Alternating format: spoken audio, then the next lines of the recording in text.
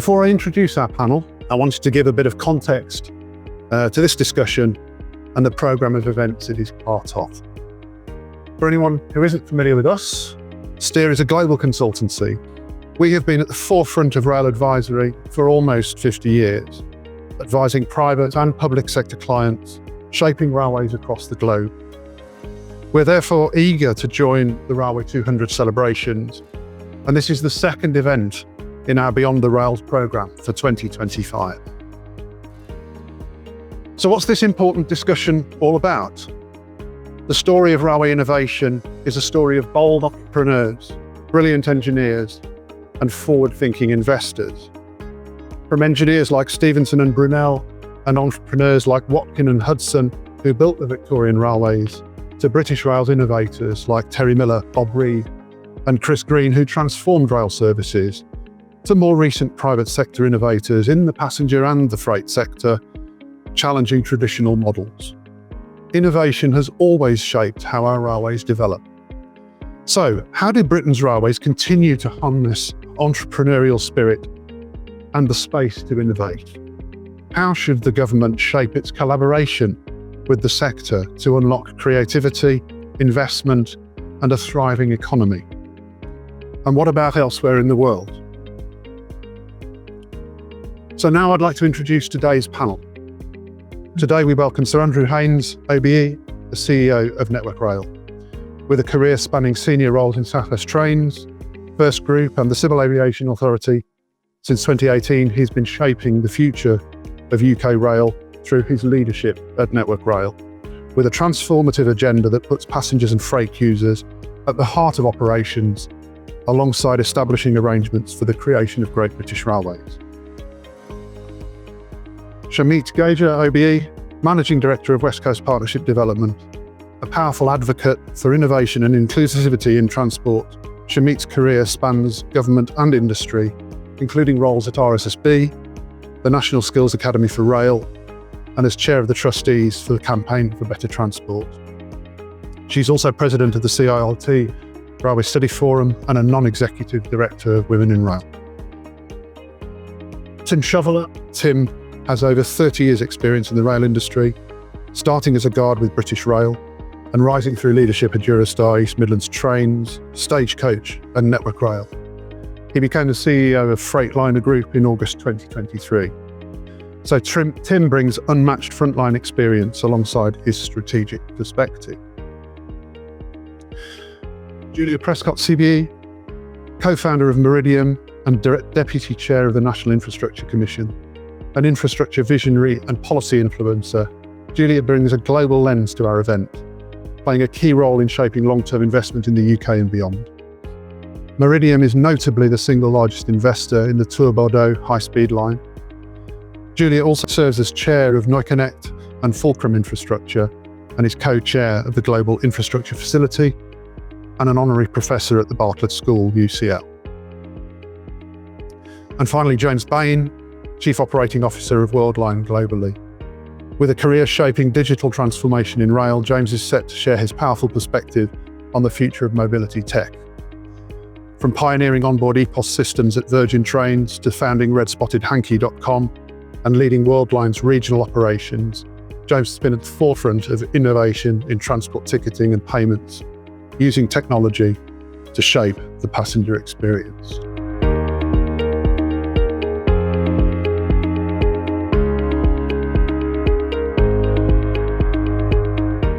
The future cannot be spending our way to new railways alone. We are seeing, so apologies for anybody from HS2, we are seeing the challenges of delivering new infrastructure, but also we are seeing the price we all pay when that turns out to be rather more expensive than everybody budgeted. So let's not kid ourselves that there is a way of spending our way to a growing, more successful, thriving railway for freight and passenger users. So the key has to be in innovation. We have the benefit, I think, of this moment, alongside those two negatives, of two real. First of all, the enormous technological opportunity, which is artificial intelligence, and the fact that we're not even in the foothills of grasping that.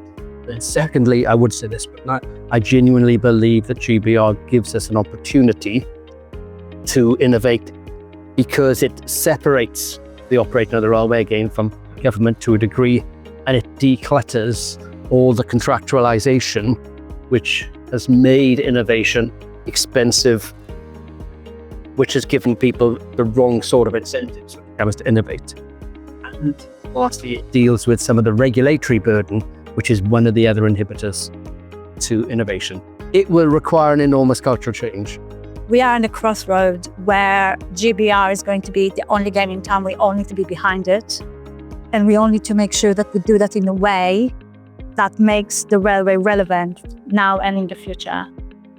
In the environment where there is no funding, where the macroeconomics are changing at an hourly basis, significant impact on treasury, significant then impact on our railway, where once we become part of the public sector, our license to operate will be literally, we have to be safe and we have to deliver to customers.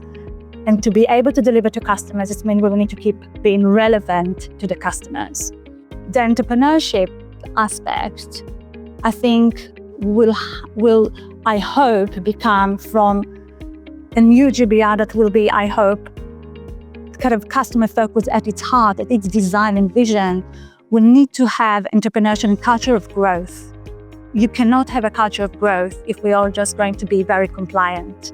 So we need to really choose the right people that will then create that growth, keep innovation to be relevant to customers. And I think if we do that, we have a really good chance of being kind of really wonderful industry that we also can be. So that's kind of my thoughts at the minute. I'm a huge supporter of GBR and the principles, but there's a risk that it becomes a state monolith that's controlled by government. That's the risk. Well, actually, of course, it's about the creation of that profit and loss account, because I think that's what allows entrepreneurs and the entrepreneurs in our organisations to take advantage of being able to see clearly for the first time in a generation what the costs and what the income is of running a certain piece of railway.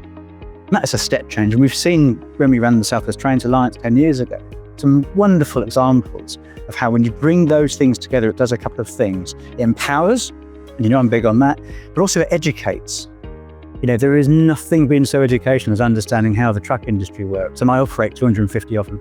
And when I compare the trucks that I operate compared to the railway that I operate, what an experience that has been. And I see that innovation and entrepreneurialism at a pace which leaves the railway standing.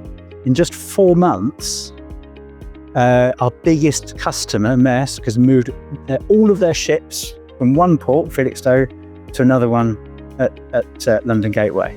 Okay. Now we've completely rewritten our timetables with enormous help from Network Rail, and we've launched the services after 4 weeks. If we can do that for freight operators, we could do that for passengers too. So I think there is so much opportunity that I can see we can do when we have to go toe to toe with the competition. And the best way to make sure that our entrepreneurs of the railway in the future is to make sure they are focused toe to toe on the competition for both passengers and freight. We're going to have to fight really hard as an industry for every passenger, for every freight customer. Most people in the room and most people online have an Amazon account. You have an Amazon account because Amazon focused on the customer and they really drove home taking risks at very small return for a significant period of time, that transformational cultural change. And I think from my perspective, the entrepreneurialism the private sector would want to bring in is some of that. And the ask, I'm going to turn it into an ask actually. The ask from the private sector side is to GBR, don't become the SRO, please. Let's be, from the get-go, open-minded about how we work together, the commercial deals that can be put in place, the timelines involved, the return on investment cycle, the open-mindedness. And if I take it to the technology aspect, yes, artificial intelligence, we are only in the foothills. Right now, it's only chatbots. Over the next 5 to 10 years, you will get quantum computing and you will get through the tech community the micronuclear reactors. That's an innovation and an entrepreneurial push that the artificial intelligence market will not grow without, because the energy consumption needed is so high. So if they are looking that way, there are some waves that the rail sector can ride on top of in terms of how they move forward. So innovation doesn't have to be moonshots, it doesn't have to be silver bullets, and it can start slowly and it can build. But I think from my perspective, the things I'd like to share is that let's do it together, focus on the output and the customer, freight and human, and hopefully build a better system going forward. So Richard, to you. Thank you, James.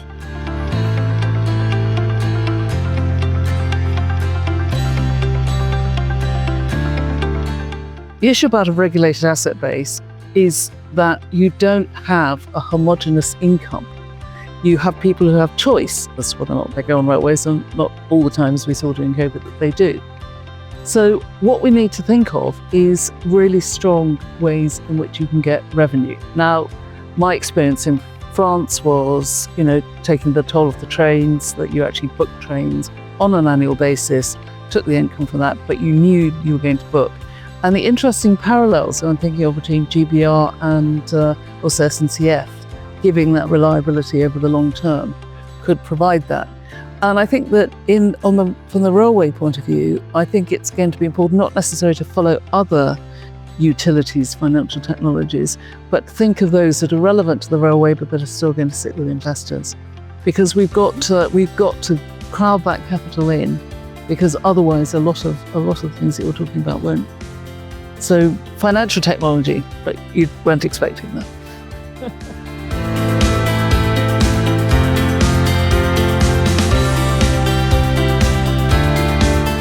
I think the group of railway people and entrepreneurs that I grew up looking at were people like Chris Green, like Cyril Beesdale, like Sir Bob Reed, both of them actually, who I think transformed a network in 10 years. In just 10 years, they took what was British Rail, much loved by some but not many, and turned it into a profit sector focused, customer facing business. It was quite a remarkable achievement. It's well documented if you want to read it, but literally in 10 years. And actually set up many of the things which I think allowed the train operating companies to be successful in the early years of privatisation. Many of the things I think came from that.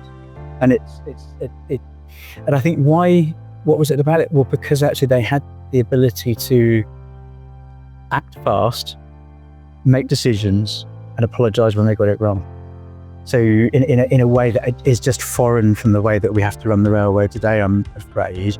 For me, when I thought about it, I thought, okay, so kind of innovation, move fast, break things, do or die, that kind of thing. And we're really not in that sector, right? We're a highly regulated sector. That's not really going to work for us. We need to kind of read the room, right?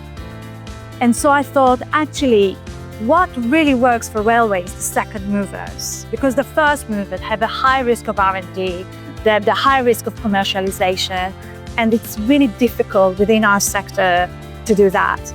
But the second mover are really where things get exciting, because you already capitalize on the mistakes of the first mover, you reduced your costs, and it's proven technology, so you kind of really get in.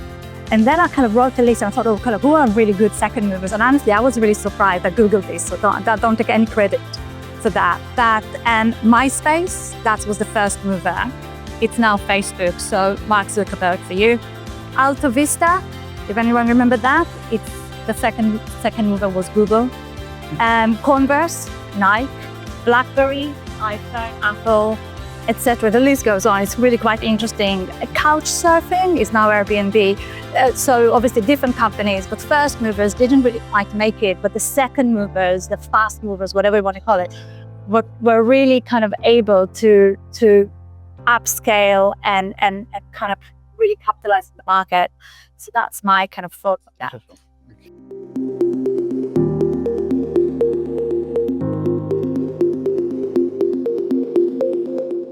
We need to open our eyes to the customer of tomorrow, whether it's Gen Z or Gen Alpha or whatever other tag we're going to give them. And, I don't mean to be rude with what I'm about to say, and I include myself in this.